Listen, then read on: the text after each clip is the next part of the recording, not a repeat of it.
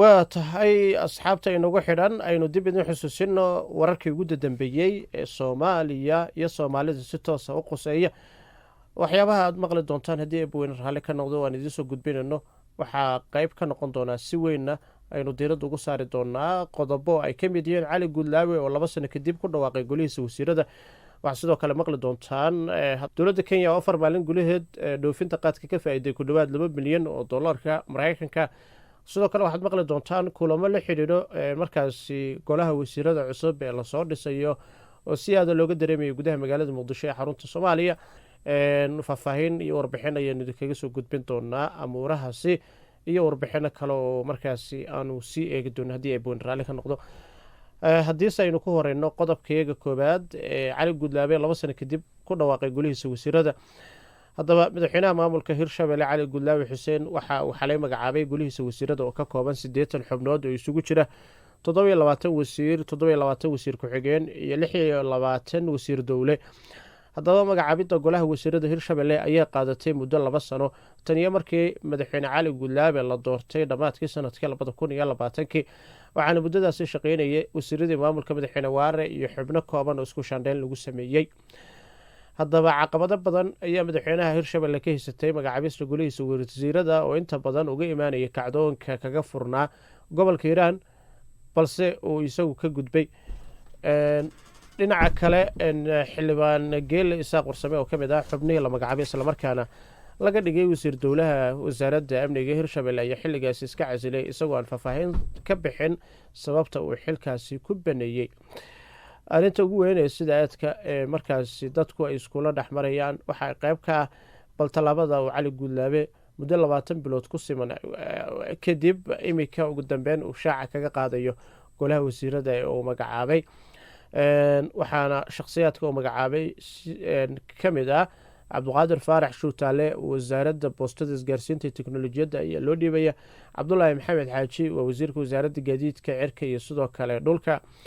xasan cali cabdulaahi wasaaradda xanaanada xoolaha dhirta iyo daaqa. maxamed digaale cabdulaahi wasaaradda dekedaha iyo sidoo kale gadiidka badda.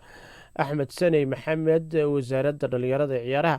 cusmaan cabdulaahi dhowre wasaaradda gargaarka iyo maareynta musiibooyinka. sacdiye cumar xaaji dafe wasaaradda kalluumeysiga kheyraadka badda. cabdikariin maxamed diiriye wasaaradda batroolka iyo macdanta. axmed markaasi muxidiin jino wasaaradda hubka dhigista iyo sidoo kale dhaqangelinta maleeshiyaadka.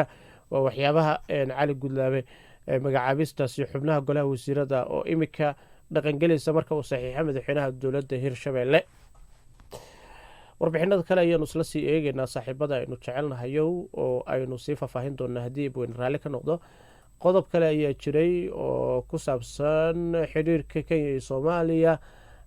haddaba jaadka kenya waxa ay dib markaasi usoo celisay dhoofinta qaadka mirowga ee soomaaliya waxayna 4 maalmood gudahood ay ka faa'iiday baa leeyahay 221 milyan oo lacagta dalka kenya taasoo u dhiganta aan iraahday taasi oo markaasi inta badan u dhiganta ku dhowaad 2 milyan oo dollarka maraykanka. waana lacag u dhigantay ku dhowaad 2 milyan oo dollarka oo ay kenya ka faa'iiday ganacsiga qaadka soomaaliya sida ay sheegtay ama ay sheegeen madaxa jaadka mirowga iyo sidoo kale dalagyada kenya. felix mutwiri waxay shaacisay in kenya ay muqdisho u dhoofisay 81.4 tan oo mirow ama qaadka mirowga loo yaqaan 4 maalmood kadib markii uu suuqa dib loo furay. ganacsatada kenya waxay halkii kiilo oo jaad ah ku iibinayaan 2,734 oo ah lacagta wadanka kenya taasoo u dhiganta $238 taasi oo markaasi ku dhowaad aan iraahde 238 ka yar qiimihii lagu iibin jiray ka hor inta aysan dowladda soomaaliya xirin ganacsiga mirowga. kenya ayaa loolan dhanka suuqa kala kulmaysa etoobiya oo ahayd suuqii qaadka soomaaliya tani markii suuqa nairobi uu xidhnaa. waxyaabaha kale ee markaasi isha lagu hayo waxaa ka mid ah madaxweynaha soomaaliya xasan sheekh maxamuud iyo sidoo kale ra-iisul wasaaraha ayaa waxay gorfeynayaan sida rasmiga oo ay usoo gabagabeyn karaan golaha wasiirada ee la filaya in markaasi la magacaabo. waxaa leeyahay madaxweynaha waxaa wararka qaar warar markaasi aynu xaqiijin karin ayaa waxaa leeyahay kulan ayaa jiray madaxweynaha uu la qaatay xildhibaano maqribkii xalay in lala kulansiiyo kuwaasi oo uu kala hadlayay arrimaha xukuumadda cusub fariin loo diray xildhibaanada maqribkii oo ay aragtay warbaahinta ayaa la sheegay in madaxweynaha uu la kulmayay 8 fiidnimo xildhibaanada golaha shacabka ee deegaan doorashadoodu tahay koonfur galbeed Soomaaliya.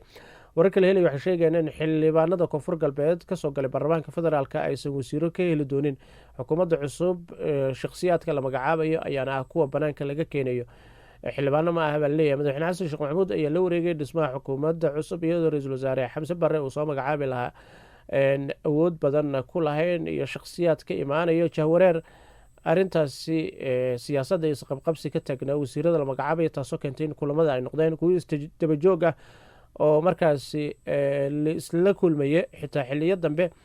waxaa soo dhawaatay xilliga la magacaabi lahaa sida lasoo wariyey golaha wasiirada cusub iyadoo lasoo sheegayo in ku dhawaaqista xukuumadda cusub isha lagu wada hayo waa warbaahinta waxyaabaha si aada ay u tabinayso oo ku saabsan kulamada siyaasadeed ee iminka isdabajooga si telteela u soconaya ee lagu gorfeynayo xukuumadda madaxweyne xasan sheekh maxamuud iyo ra-iisul wasaare rooble dhisideeda ay gacan weyn ka geysanayaan. arrimaha ammaanka haddii aynu eegno iyo Soomaaliya howlgallo kala gedsan oo lagu soo qabqabtay dadyo kala duwan ayaa laga sameeyay magaalada Muqdisho saacadii aynu kasoo gudubnay. ciidamada booliiska qaybta weliyow cadde oo kaashanaya kuwa jagboyntiyada guri ka guri ayaa howlgallo dad badan lagu qabqabtay ka sameeyay xaafado ka tirsan degmada Waaberi ee gobolka Banaadir halkaasi oo mararka qaar ay ka dhaceen falal amni darra. ciidamada ayaa sameynaya baaritaano guri guri iyagoo sidoo kale ku baaraya gaadiidka noocyadiisa kala duwan waxaana markaasi dadka lagu qabtay oo u badnaa dhalinyaro la isugu geeyey hal goob iyadoo badankood la sii daayey. waxaana saraakiisha ciidamada ay ka codsadeen shacabka inay sugidda amniga kala shaqeeyaan.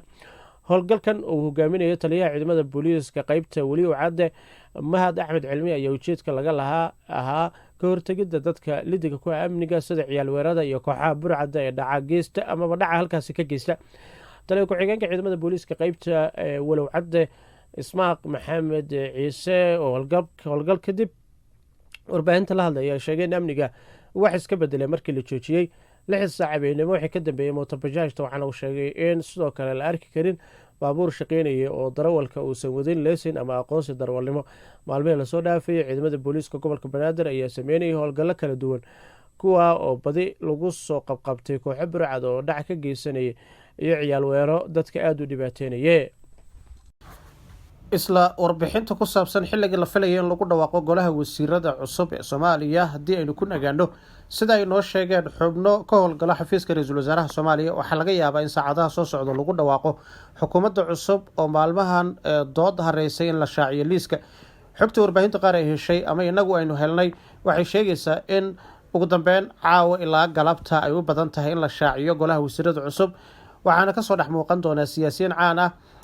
inta badan waxaa xal laga gaaray isjijiid ka dhex jiray beelaha iyo xubnaha ay ku yeelanayaan xukuumadda cusub iyadoo madaxweyne xasan sheekh maxamuud dadaal badan uu ku bixiyay la taageero golaha wasiirada lasoo dhisayo. ra-iisul wasaare xamse cabdi barre ayaa wareejiyey liiska magacyada waxaana hadda gacanta ku haya agaasimaha xiriirka warbaahinta ahna afhayeenka xukuumadda Soomaaliya Farxaan Maxamed Jimcaale oo warbaahinta u akhrin doona. waxaa siyaasiyiin markaasi ku abaal sheeganayay dib u doorashada madaxweyne xasan sheekh maxamuud lagu hor istaagay shakhsiyaad ay wateen oo ay wasiir la doonayeen. xubno ka mid ah golihii musharaxiinta madaxweynaha iyo gudoomiyaha aqalka sare cabdi xaashi cabdulaahi ayaa la rumaysan yahay inay ka hor imaan doonaan qaabka xukuumadda loo soo magacaabayo maadaama wax wada tashiya laga yeelan.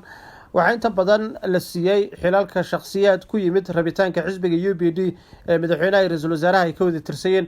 waxaana jira xubno kale oo qurbo joog ah oo kasoo dhex muuqanayo golaha cusub ee wasiirada xukuumadda ra-iisul wasaaraha iyo sidoo kale madaxweyne xasan sheekh maxamuud ay maanta doonayaan in ay aas-aasaan. waan filayaa inaad ka bogateen warbixinadaasi waan idinkaga mahadcelinaynaa sidaad nagu xidhan tihiin. muuqaalkan iyo muuqaalka xiga inta aynu dib dambe hawada ugu wada kulmi doono fadlan like inoo saar muuqaalkan si aad u hesho muuqaalo aada u tiro badan. gambaleelka furo subscribe garee janalka codka media. waan filayaa in aad wax badan ka faa'iidi doontaan. aad baad ugu mahadsan tihiin sida aad nagu xidhan tihiin. sidaa iyo wasalaamu calaykum waraxmatullaahi tacaala wabarakaatu.